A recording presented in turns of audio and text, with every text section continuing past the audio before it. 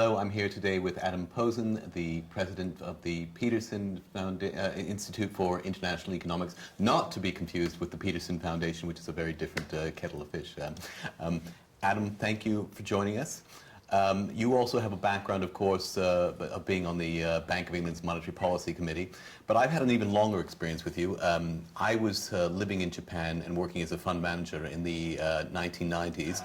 And you were one of the early and courageous voices, I would say, calling for greater fiscal stimulus at a time when there was a debate about increasing the consumption tax, Right. worrying about the public deficit problem. So some things never change, and you must have a strong sense of déjà vu about that.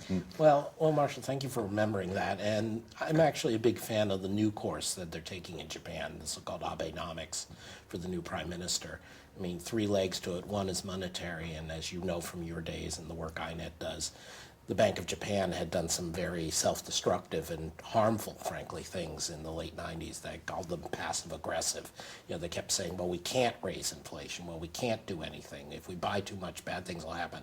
Okay, we'll buy stuff, but we're only going to buy short-term bonds. And that's now completely changed, which is wonderful, and I think is going to have a big impact. On the fiscal side, which you raised, I think there has been at least some learning in Japan, even if it hasn't transferred, unfortunately, yet to Western Europe.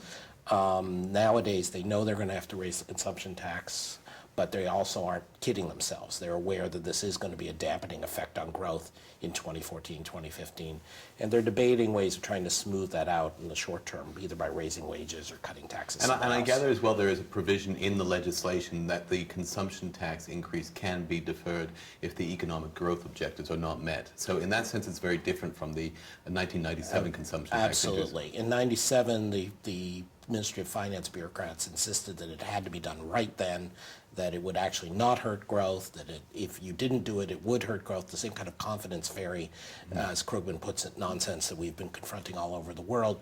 None of that's there now. I do think now it's 15 years later, especially since the Bank of Japan's doing such a constructive, positive push, they can afford to think about raising consumption tax, but you want to smooth it out over a few years. Do you want to describe, this had just happened a few days ago, Haruhiko Kuroda, who is the new head of the Bank of Japan, introduced a fairly dramatic increase in Bank of Japan government bond purchases. So in effect, reintroducing QE, I think it's fair to say.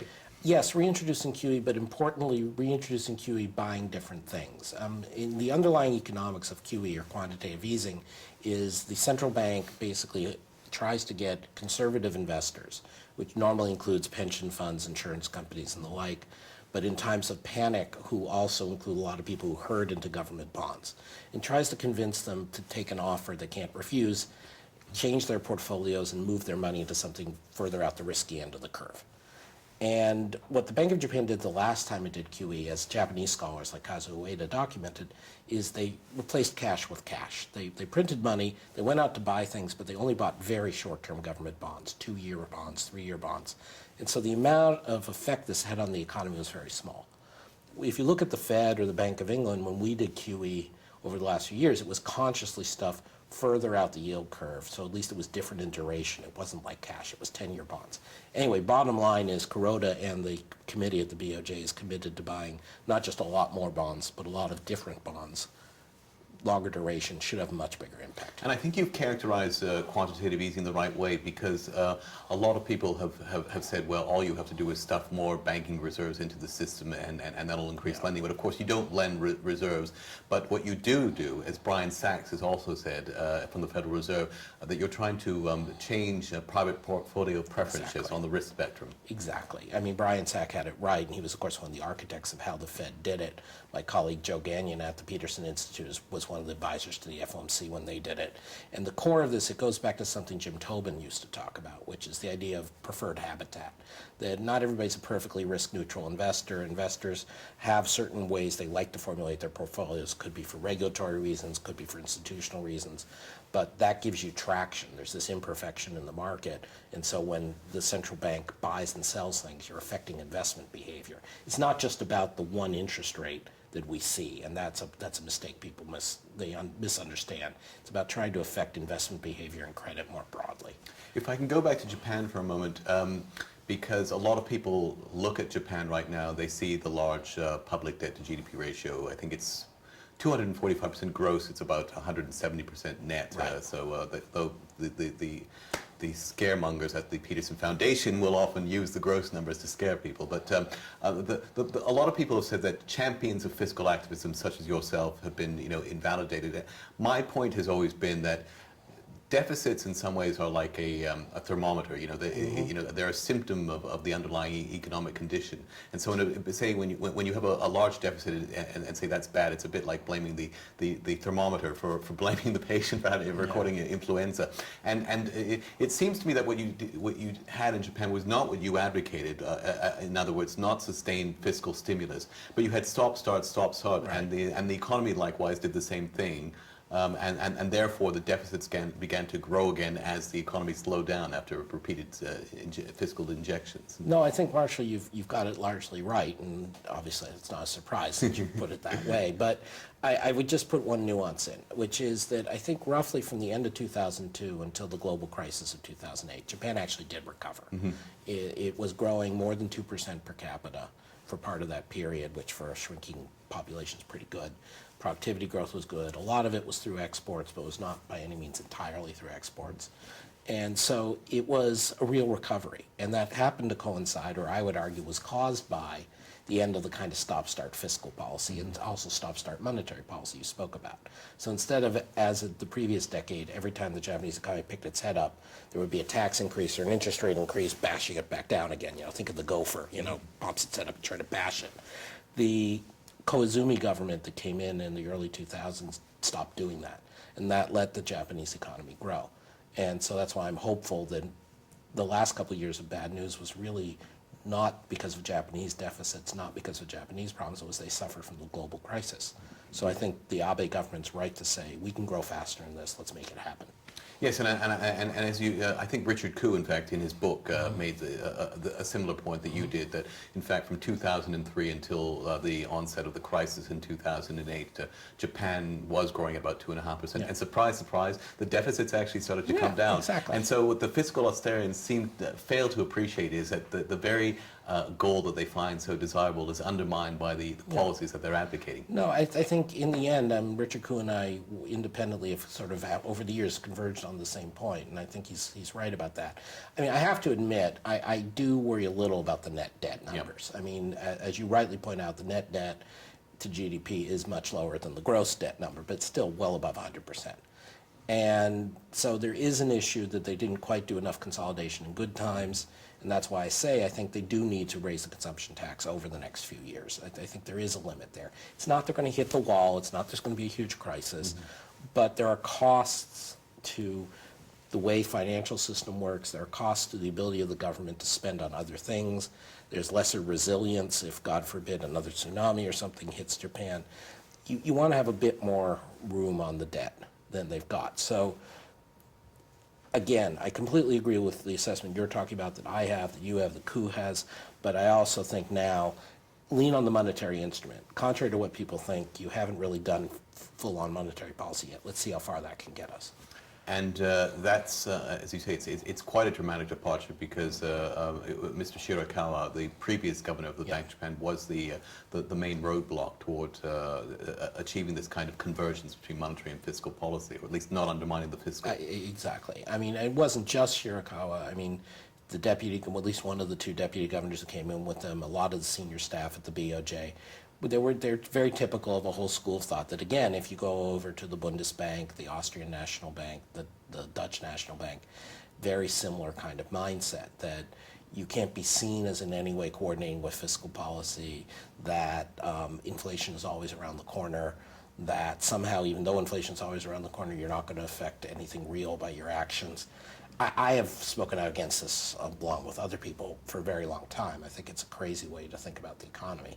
I think it's very misguided, to be frank, but it was the very powerful ideas that kept the Bank of Japan constraining itself. one more point on Japan. You mentioned that, of course, after 2008, the economy was adversely affected, but I think, as you rightly point out, it was more because of global phenomena. Yeah. But I still find it interesting that Japan, actually, the data that came out of it in the aftermath of the financial crisis was worse in many respects than it was in both the US and in Europe. And that surprises me to some degree, given the amount of private sector deleveraging that occurred over the last 20 years as a result of taking on the larger and larger deficits. Well, I wonder if you had some thoughts on that. I think, it is a fair question to say, why was Japan more vulnerable, since at least ostensibly they're a less open economy for all to talk about their exports. And I think it just reminds us that even though we've all focused, following on the work of Reinhart and Rogoff, on these debt overhangs or Ku's discussion about balance sheet recession in Japan, that there are other ways you can have a recession. Mm-hmm. And part of what happened in Japan post-crisis wasn't a financial shock. It was more of a real shock, that the deflation had been building up because the Bank of Japan hadn't done its job. Korea, which directly competes with Japan in a lot of key industries, had successfully pushed down their currency quite a bit, which gave them a fair, unfair, who the hell knows, but a significant advantage over Japan.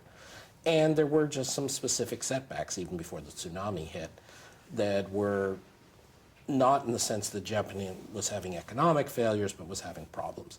And I think they're resolvable. I think that part of the reason is they don't have this overhang of debt except in the public sector, so they are resolvable.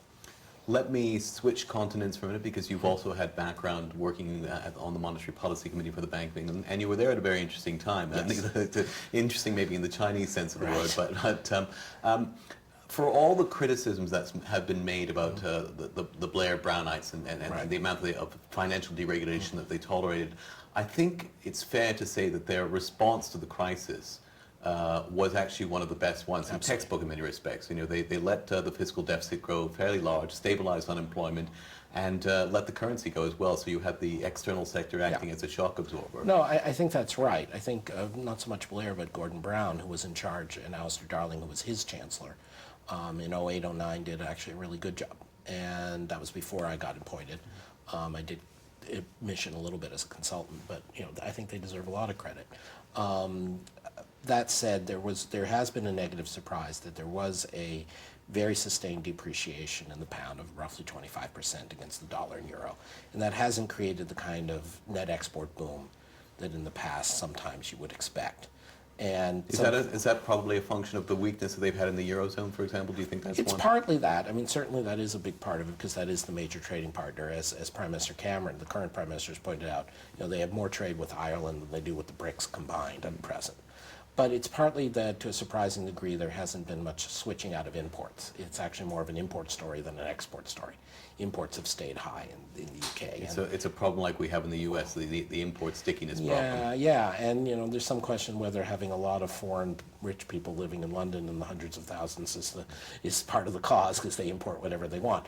But anyway, the underlying point is, the data is never perfectly clean, but I largely agree. I think the initial reaction, not only of the Brown government, but also, frankly, with a slight lag, the Bank of England was about right. And so you've had an adjustment. The adjustment hasn't gone all the way in terms of international competitiveness or debt consolidation, but that's okay. You bought time. As you pointed out, unemployment didn't rise anywhere near as much as it did in Spain or Ireland. I think 7.5% was the peak under Labour. It's got a little bit higher since that. A little bit higher, but again, to be fair to the Cameron government, which has its limits, but there's been consistent private sector hiring for the last couple of years, even while the public sector's been shrinking.